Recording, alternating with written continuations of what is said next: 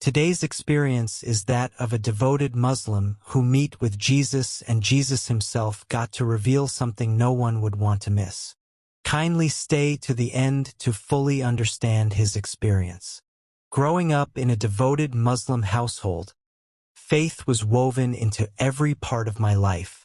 From childhood, I learned to pray 5 times a day, fast during Ramadan, and recite the Quran.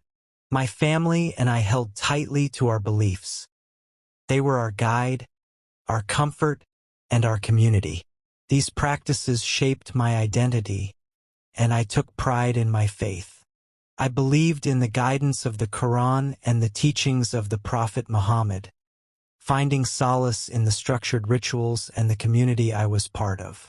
I grew up with strong role models.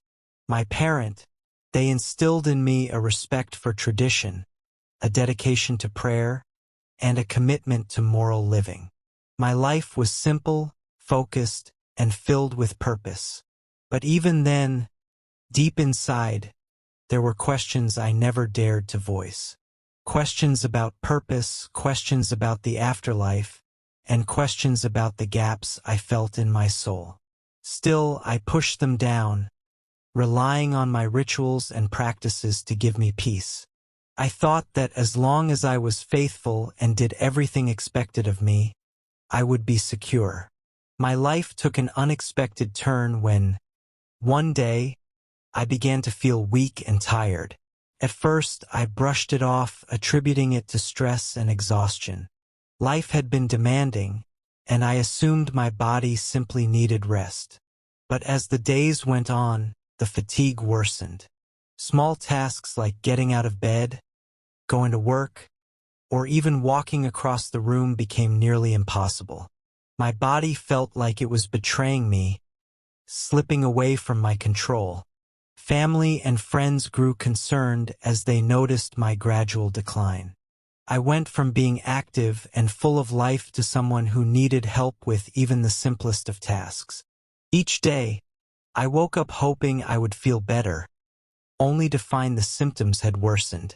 I sought healing, praying earnestly, but my condition only grew worse. Each prayer felt like it fell into an abyss, met with silence. After months of doctors' visits, tests, and uncertainty, the day finally came when I received the diagnosis. I listened as the doctor explained my condition. It was serious, a rare illness that offered little chance of recovery. My father tried to be strong, assuring me that everything would be all right, but I could see the pain in his eyes. As the reality of my diagnosis sank in, I was overwhelmed by a sense of desperation. The life I had known was slipping away, and I had no control over it. My thoughts were consumed by questions. Why was this happening to me? What was the purpose of this suffering? Had I done something to deserve this? I searched for answers, turning to my faith, but the more I sought comfort, the more empty I felt. Every prayer felt hollow, every supplication unanswered. As my health deteriorated, my hope faded. I became a shadow of myself, no longer the strong, devout man I once was. By the time I was admitted to the hospital, I was a shell of the person I once had been. Weak, frail, and defeated, I lay on the bed surrounded by machines and monitors, their quiet beeping the only sound breaking the heavy silence. My family was by my side, their faces marked by exhaustion and worry, yet their hands clasped in prayer. As my body continued to decline, I saw the sadness in their eyes, the unspoken fear of losing me. Despite my efforts to stay awake, to hold on to consciousness, my body continued to betray me. My vision blurred, my thoughts drifted in and out, and my senses dulled. I could feel myself slipping, my grip on the physical world loosening. At some point, I drifted so far from consciousness that I could no longer discern the difference between my own thoughts and the quiet murmurs of those around me. It felt as if I were caught in a twilight, suspended between life and death.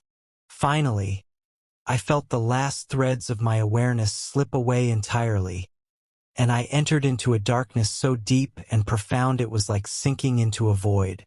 When I first entered the coma, I was aware only of silence and darkness, a vast emptiness that stretched endlessly.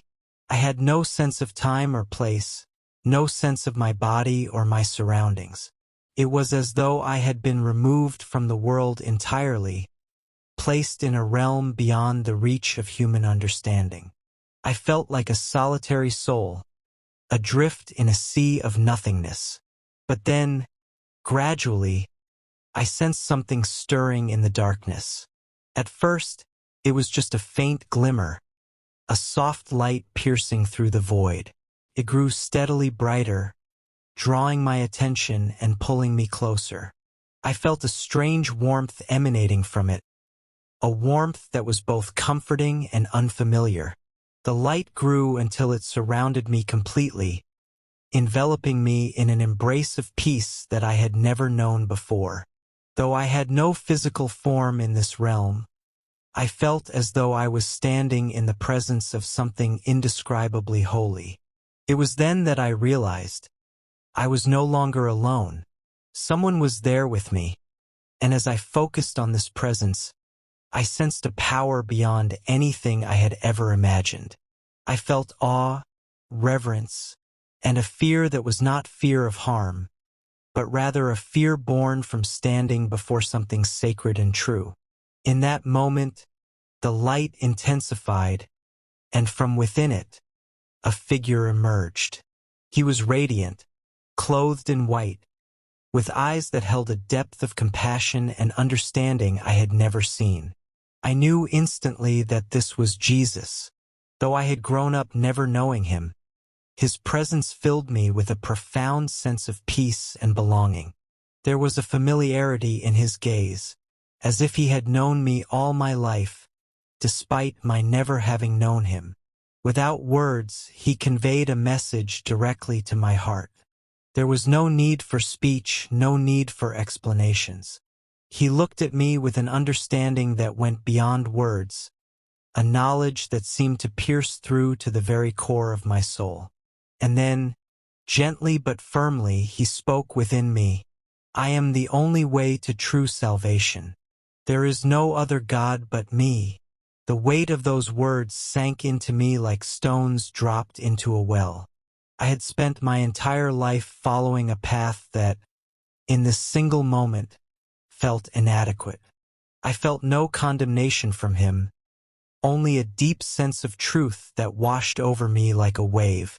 It was as if, for the first time in my life, I was hearing a truth that could not be denied. After hearing his words, a force, almost like a wind, pulled me into a different scene.